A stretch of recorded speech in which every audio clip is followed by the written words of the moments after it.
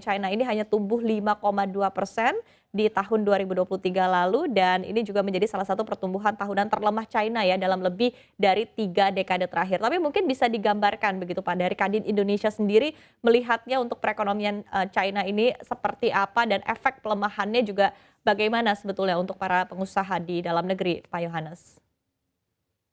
Ya, terima kasih Mbak Iva. Memang kalau kita pakai ilustrasi dari Imlek ini ya, tarian barongsai ekonomi China ini memang sedang kehilangan irama, sedang terjebak dalam cengkeraman deflasi dan demand yang juga lemah.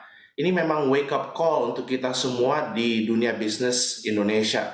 Kita perlu memperluas baik dari sisi investor yang masuk dengan FDI dan juga kepada siapa kita supply intermediate dan raw materials yang dipakai untuk manufaktur.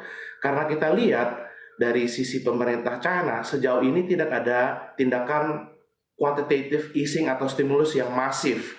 Jadi harapan kita bahwa China demand akan membengkak dalam waktu cepat itu masih agak jauh, Mbak Iva.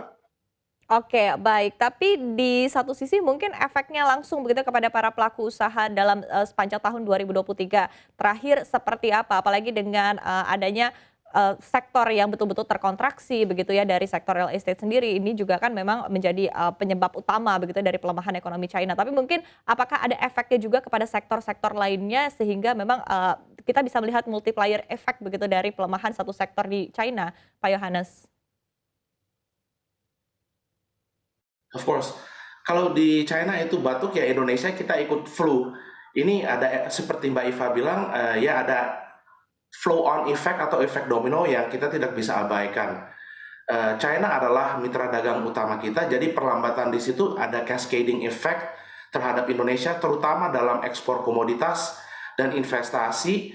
Dan karena concentration kita begitu tinggi terhadap ekonomi China, ya kita perlu melakukan diversifikasi ekonomi dan peningkatan produksi domestik. Jadi sekali lagi yang mengandalkan ekspor komoditas dalam bentuk mentah atau intermediary goods itu yang akan kena. Nah, satu juga itu pasar komoditas yang ekspor primernya kepada China, dan kedua juga real estate yang memerlukan investasi dari China itu juga mengalami slowdown.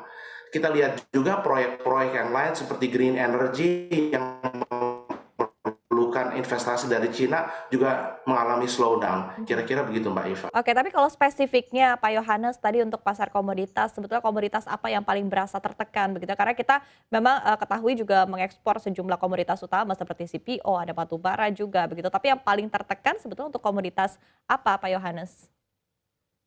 Surely, kita melihat yang tadi disebut oleh Mbak Iva itu memang mengalami slowdown. Karena dari prinsipnya pemerintah China, dia ingin mengurangi investasi di sektor perumahan dan infrastruktur. Apa artinya itu? Berarti untuk bahan mentah seperti steel, iron itu akan turun, untuk coal itu juga akan turun. Kita juga lihat bahwa hal seperti agricultural products yang diekspor dari Indonesia kepada China juga akan turun.